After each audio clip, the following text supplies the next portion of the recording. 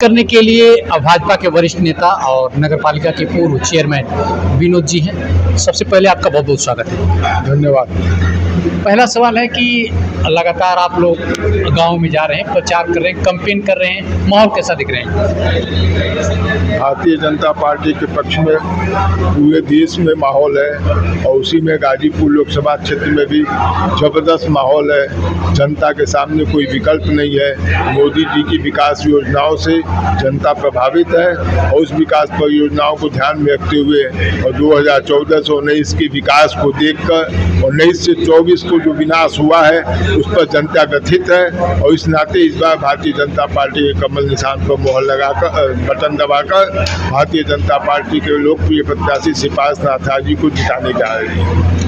एक सवाल ये भी है कि आप बहुत लंबे समय से राजनीति में हैं। 2014 का चुनाव आपने देखा, 2019 का चुनाव देखा और 2024 का चुनाव देख रहे हैं, क्या अंतर देख रहे हैं? 2014 में समीकरण के हिसाब से कई राजनीतिक दल चुनाव लड़े थे, जिसमें मुख्य रूप से Bharatiya Janata party, Samajwadi party, Bahujan Samaj party और कौमी एकता दल चुनाव लड़ रही थी।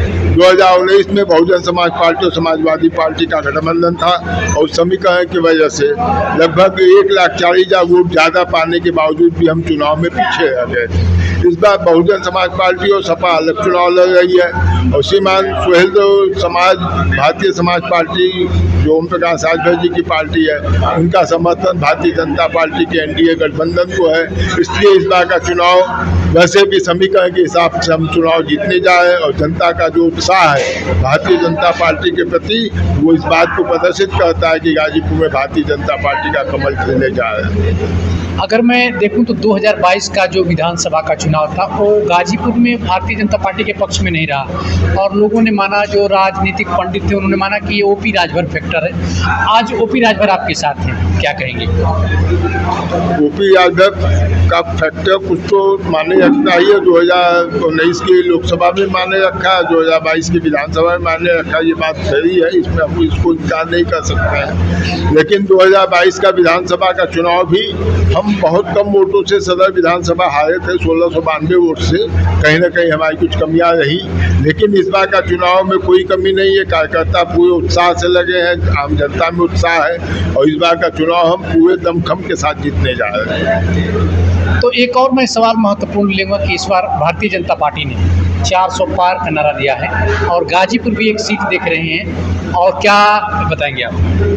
कोई भी व्यक्ति, हम तो राजनीतिक दल में हैं, एक सामान्य व्यापारी हो चाहे सामान्य आम पब्लिक हो, वो अपने घर का क्या खर्चा है, क्या एस्टिमेट है, एक लक्ष्य लेके चलता है। कोई व्यापारी हम साल भर में कितना बिजनेस करेंगे, हम कितना लाभ कमाएंगे, वो एक लक्ष्य लेके चलता है। उसी तरह भारतीय जनता पार्टी भी एक लक्ष्य लेके चल रही है कि अकेले बीजेपी 370, एनडीए सहयोगी दल मिला के 30, टोटल 400 का एक लक्ष्य लेके हम चल रहे हैं और हमको जो लग रहा है, जो पूरे देश में वातावरण है, उस हिसाब से इस लक्ष्य को हम पूरा करने जा रहे हैं। इस बात की पूरी संभावना है। अगर गाजीपुर में देखा जाए तो 2014 से 2019 तक विकास की तमाम बड़ी बड़ी परियोजनाएं आई।